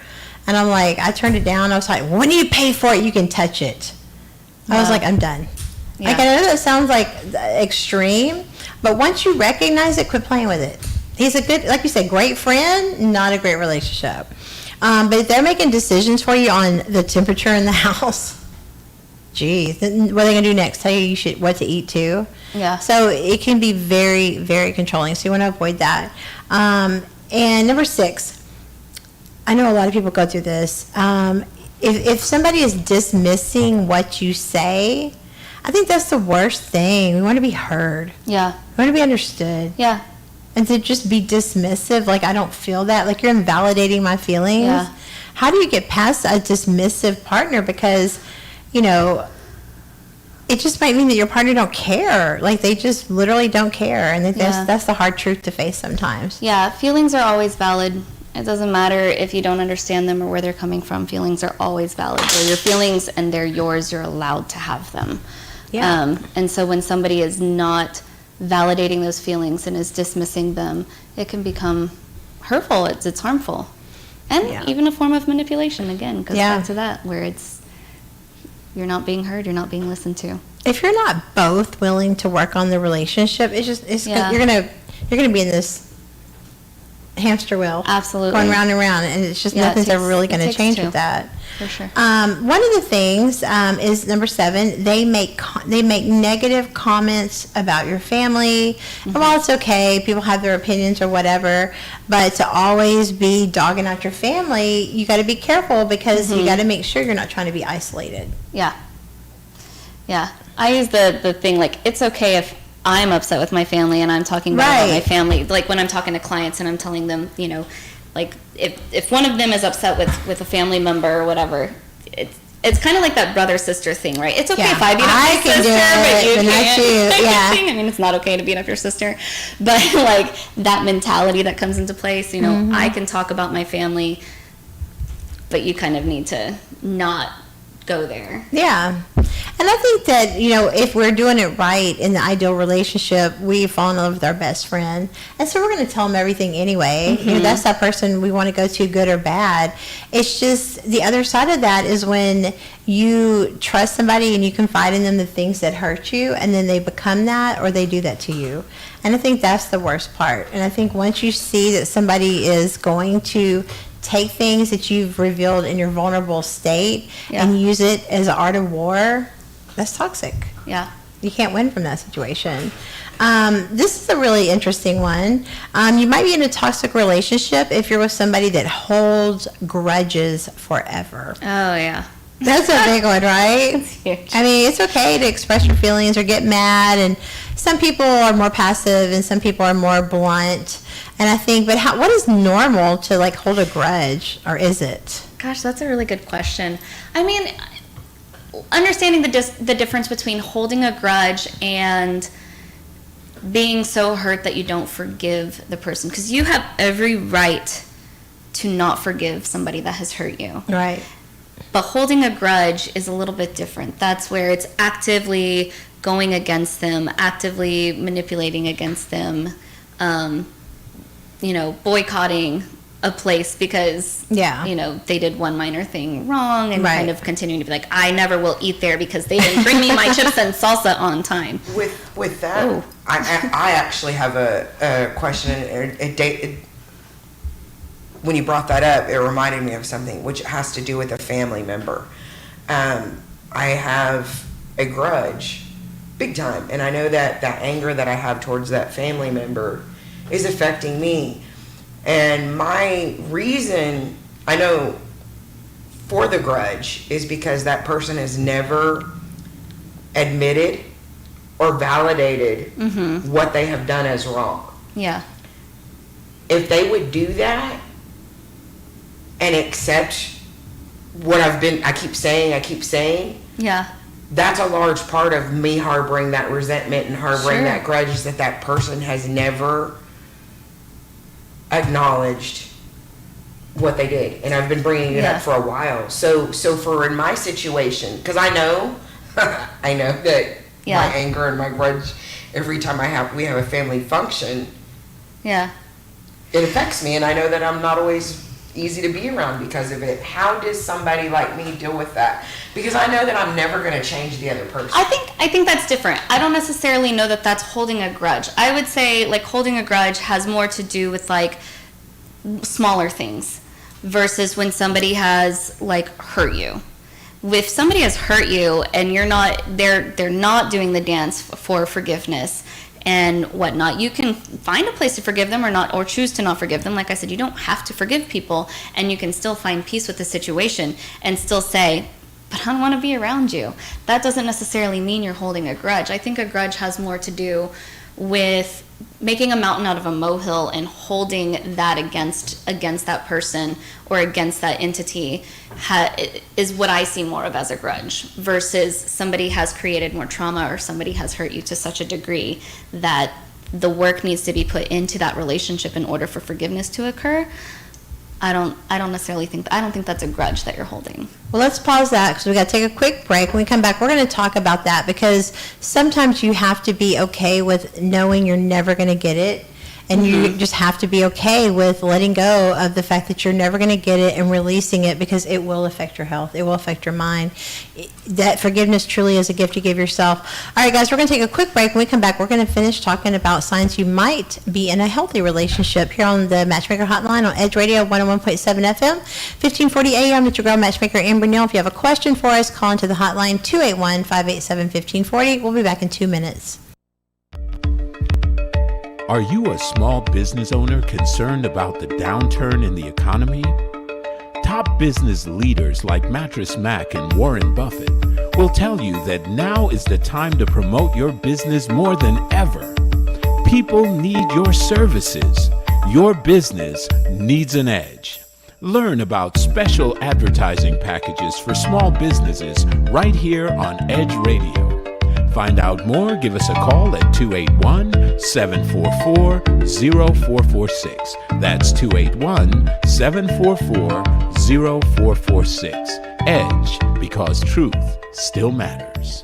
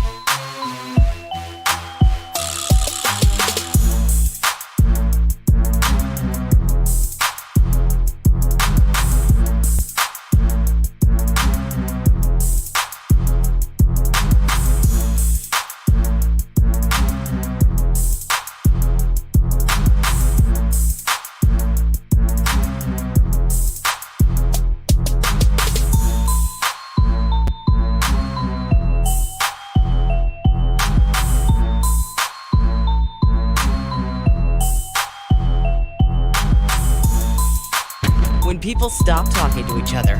Society is on the edge. Let's bring them back. Edge Radio, because truth still matters. Edge Radio Network, where we have conscious conversation.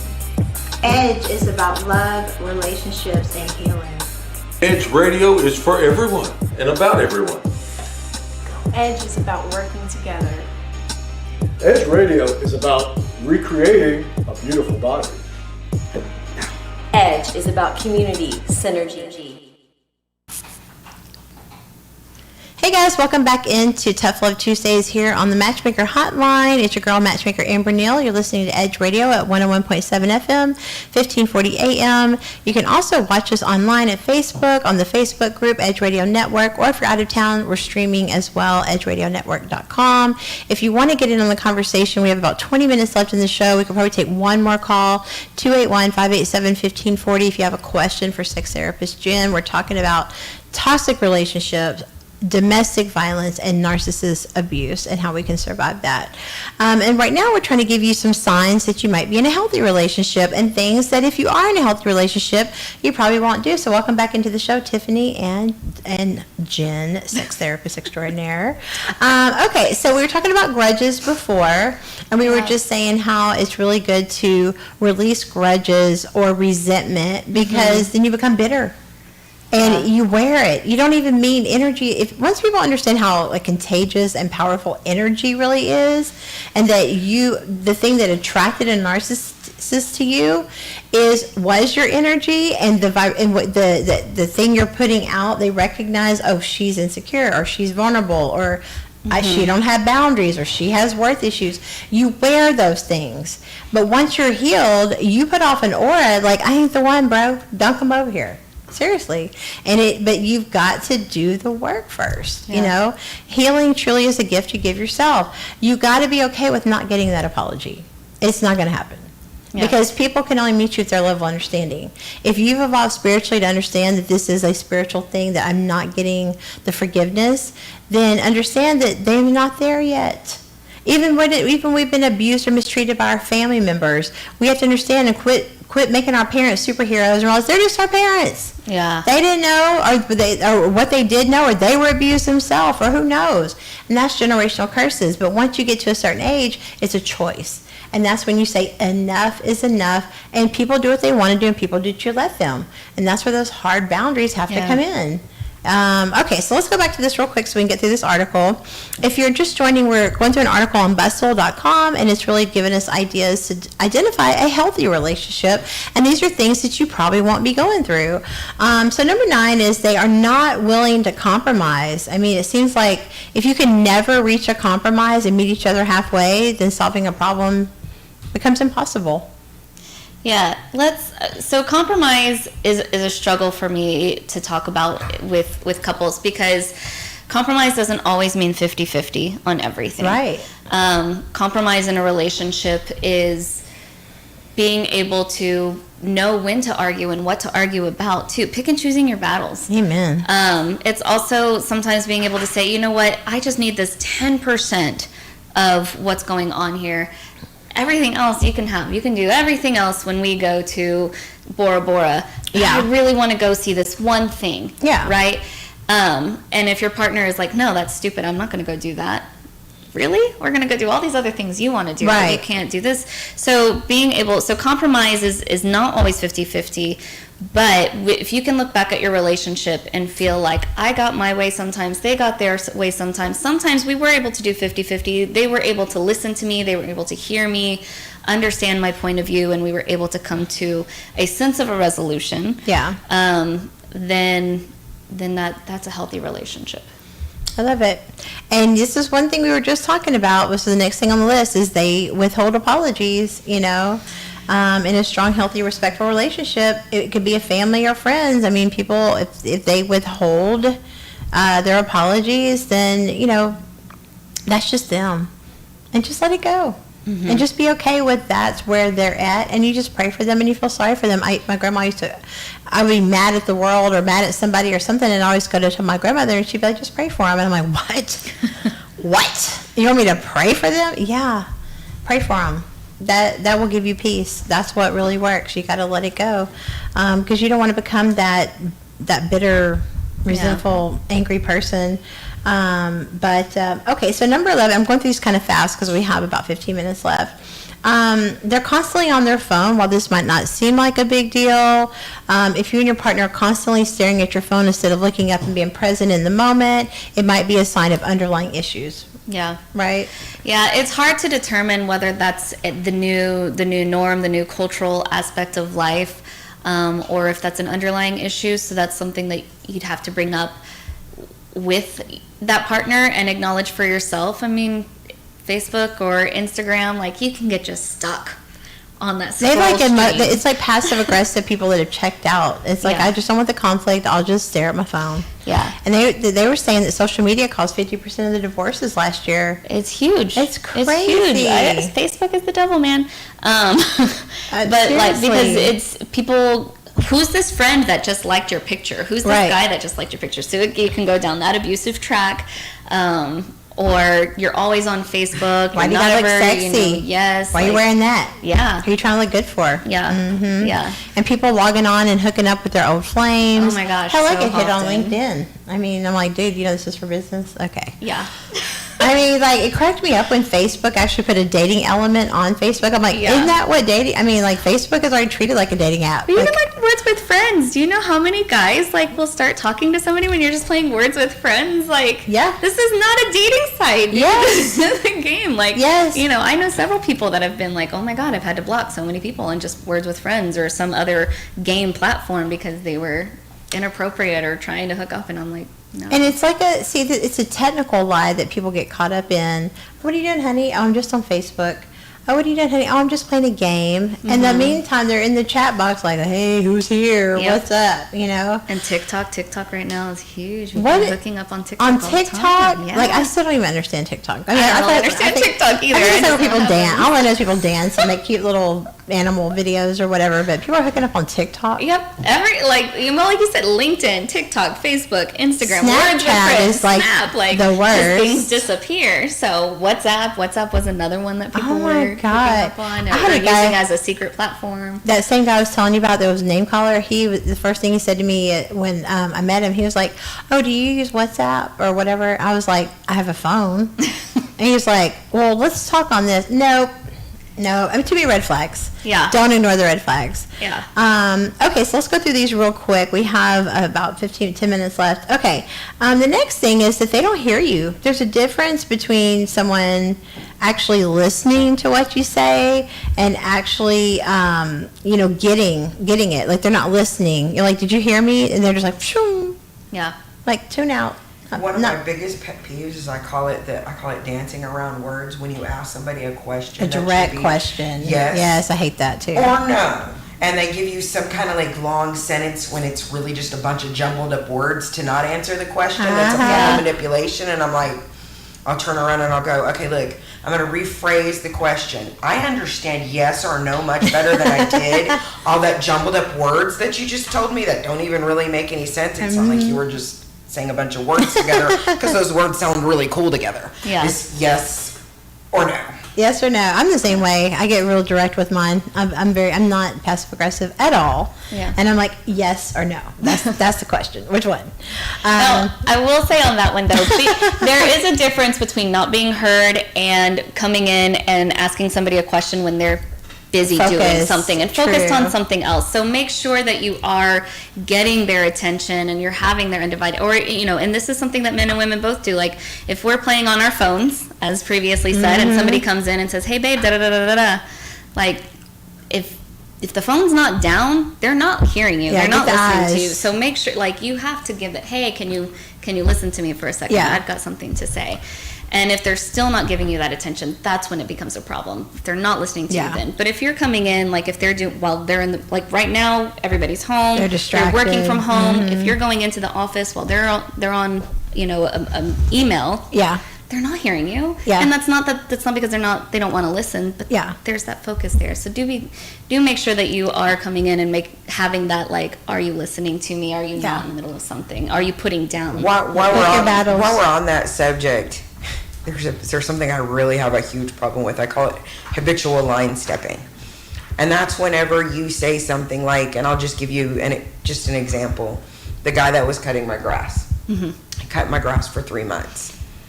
Every single time he would come, knock on the door, let me know that he cut the grass, I would tell him the same thing. I repeated myself. Please call me before you come by. Yeah. Don't just cut my grass and then knock on the door. And he didn't understand. I don't like having to explain to people it's because I have PTSD because of what I went through. But it does bother me. Every single time I would tell him the same thing. I would go over it and I would give him my phone number. I finally did this 6 times, and then I finally said, you can't cut my grass anymore because you don't respect my boundary. Why do you think some people, they don't listen? Yeah. Why do they habitually line step? Like, why should I have had to tell that kid that many times, please? Yeah. Don't do that. Here's my phone number. Right. Call me before you come by. Why do you think some people don't understand? Why do you think they habitual line step?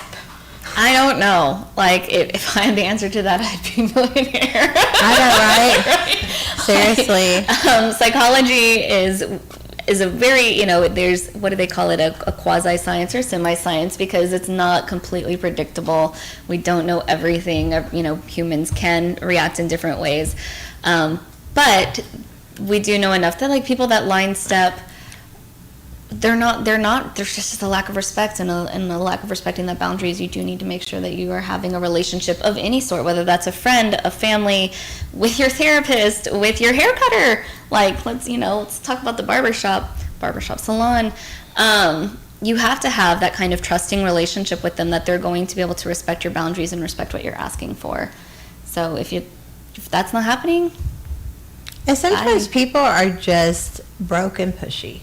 And it's like, I'm just going to hope that if I do this, she's going to pay it. You know what I mean? Yeah. Like, you don't know his need. You don't know what he's going through. And I think it's really, that's the one thing as humans, we're so caught up in what we're going through, but we don't really think, what is that person going through? And you don't know what he's going through. He might just really hope that he might not even understand. Right. You know what I mean? Or even to be able to say, you know what, I've got too many customers to remember to do that. Yeah, I'm not going to be able to follow through with that. At least being able to, that's the piece of it that if you can't do something that somebody is asking you to do, admit it. Exactly. Say you can't. And even if you're afraid of losing their business or losing what that what that means for you, then you weren't meant to be in business together. Exactly. Anyway, so that would be the thing. Admit when you can't do something. If you're not going to be able to follow through with it, just say you can't follow through with it. Don't say you are going to, and then break trust over and over and over again. Don't overcommit, underdeliver. We only have about 5 minutes left, so I'm going to just speed through these real quick and just let you add anything you want on that, and then we'll get you contact information.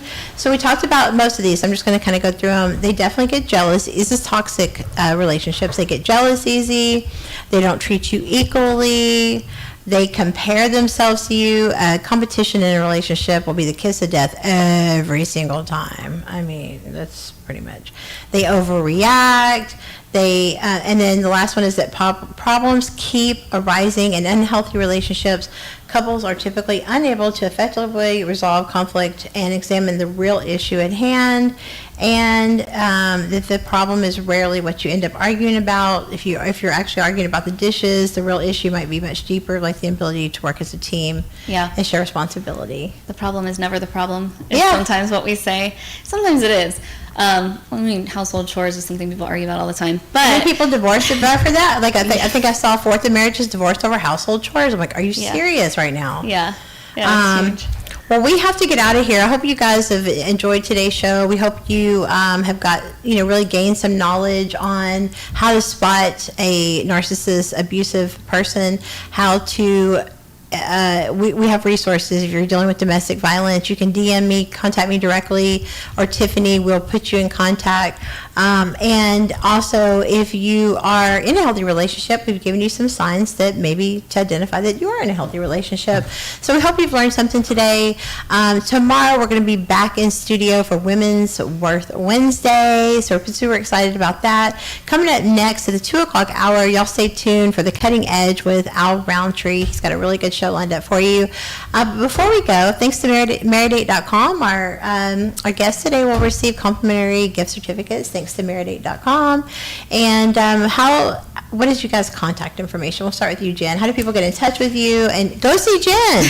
Before you come see me, go see Jen, okay? Come see me. I am at Houston Relationship Therapy, so you can find me online at www.houstonrelationshiptherapy.com or email me at jennifer@houstonrelationshiptherapy.com. Or you can call the main line number, 1-800-913-9613 to schedule an appointment. Perfect. Well, thanks for coming back on. Thanks for having me again. She's our regular. She's going to be here every Tuesday. Boom. Well, welcome back to the show as official co-host on Tuesdays now. So, and then Tiffany, thank you so much for coming on and sharing and being transparent and being real and getting past the shame to help another person. And that's what it's really about. So how do people get in touch with you and support everything that you've got going on? Well, right now, unfortunately, the art agency is taking a small break from hosting art shows. But you can find me at Exclusive Events Art Agency on Facebook. Message me, and we will eventually start hosting art shows again once we can... not social distance as much, because my art agency revolves around having events with lots of people. Right. So, and we will be doing that again. And there are, if somebody does have artistic needs, they can still contact me. I can book an artist for a mural or for a private party. Perfect. We're just not holding events. Yeah, same thing with Meridate. We're not doing events yet. Okay, guys. Well, that has been our show.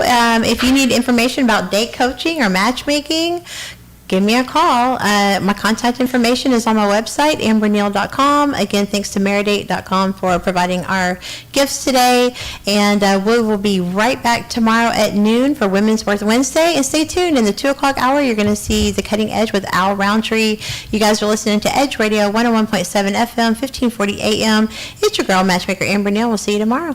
I want to introduce to you a gentleman that I've come to know and really appreciate, Dr. Raul Rodriguez from Rodriguez Rejuvenation. It's a pleasure to have you here, sir. Well, I started my career as in cosmetic surgery and aesthetic medicine over 20 years ago.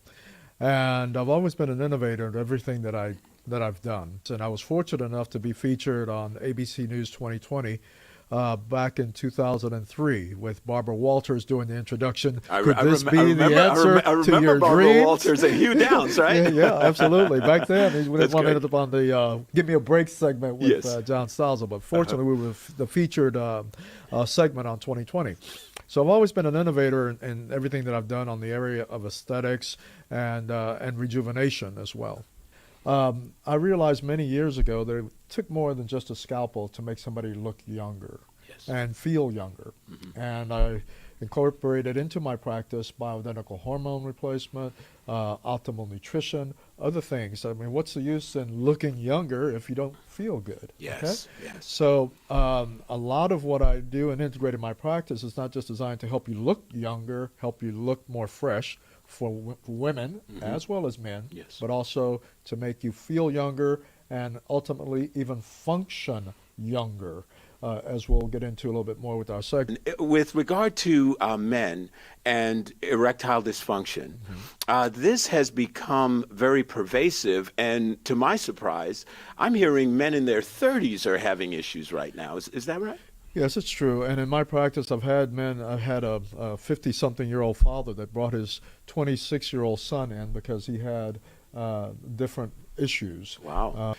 With the issue of erectile dysfunction, and I would like to rephrase that and let's rename it as erectile functioning, the circulation gets poorer as we get older, everywhere in our body.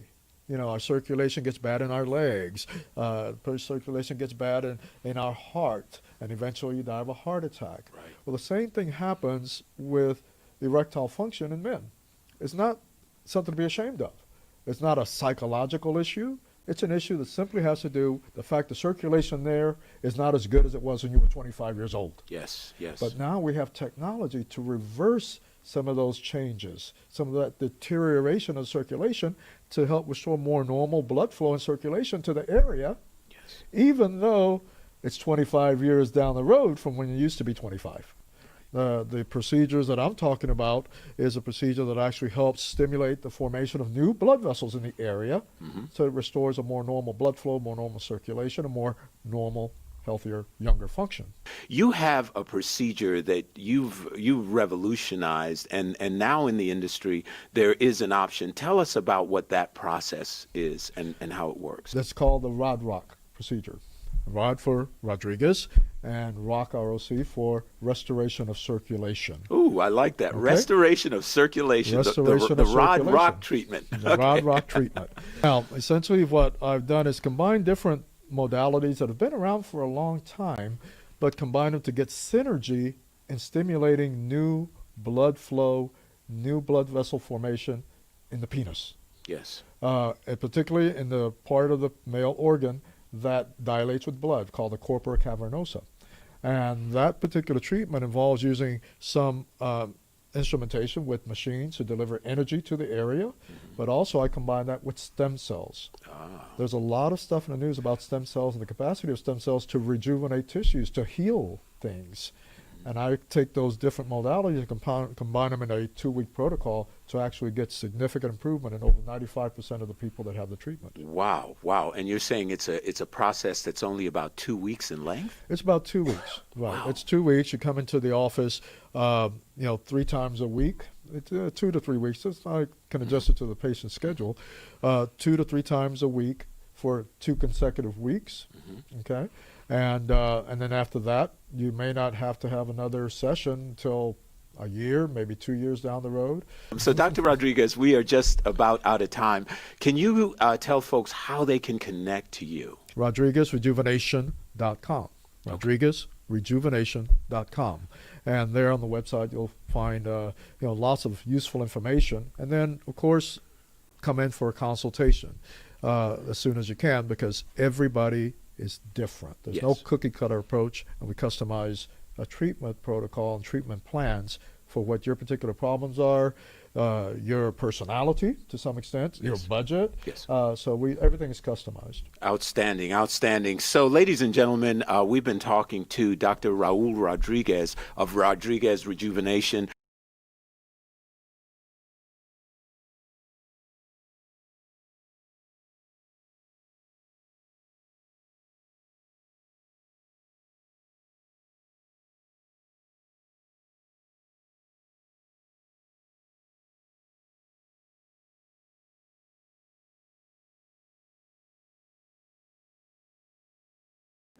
Edge Radio Network, where we have conscious conversation. Edge is about love, relationships, and healing.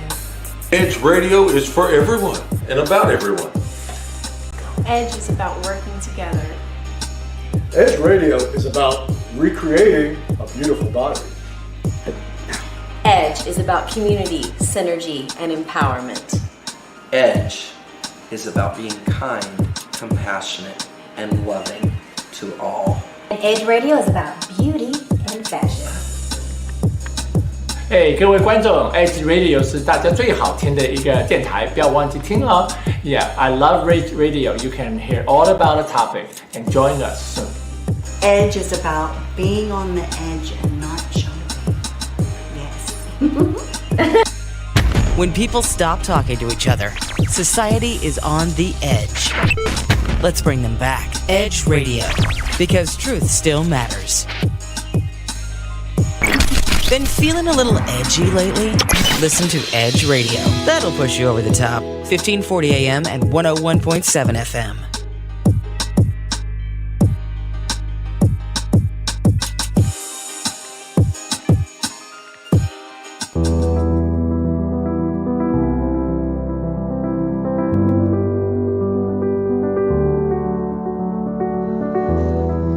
Between the ages of 0 and 5, a child's mind is very impressionable. Researchers call it the theta brainwave. This low frequency is the state of consciousness between the conscious and subconscious worlds. In this state, the mind is capable of deep and profound learning, healing, and growth. There is a subconscious loop that's created during these early years. Who you believe you are has been downloaded based on experiences that you have had. A bad experience could create fears and limitations. Do you love who you are? Do you believe in yourself? The reality is that you can't control your childhood. All you can do is interpret it. You can choose to see your good and your value. Try this experiment. Project forward. See yourself at 80 years old. Now you have lived a lifetime. What advice would you have for your younger self? What risks would you have taken? What relationships would you have avoided? Did you celebrate life? Did you allow yourself to feel, to be present? Your 80-year-old self would tell you to not live in fear, to have faith that things will work out, that all you have to do is persist until you succeed. Your 80-year-old self would tell you to stay healthy, to take care of your body. And it would ultimately tell you to share your gifts with the world.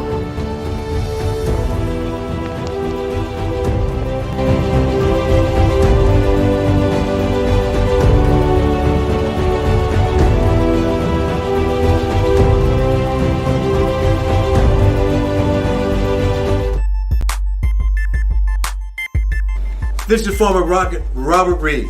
This is Mel Hewitt of Athletes Unite. And we want to talk to you about our new program and podcast. We're talking about former athletes who are doing a lot of things in the community. Various athletes in various sports. Swimming, track, soccer, football, baseball, you name it. Former and current athletes here in the greater Houston area. All promoting wellness, health. All promoting that which makes us all better. Of Edge Radio, truth still matters.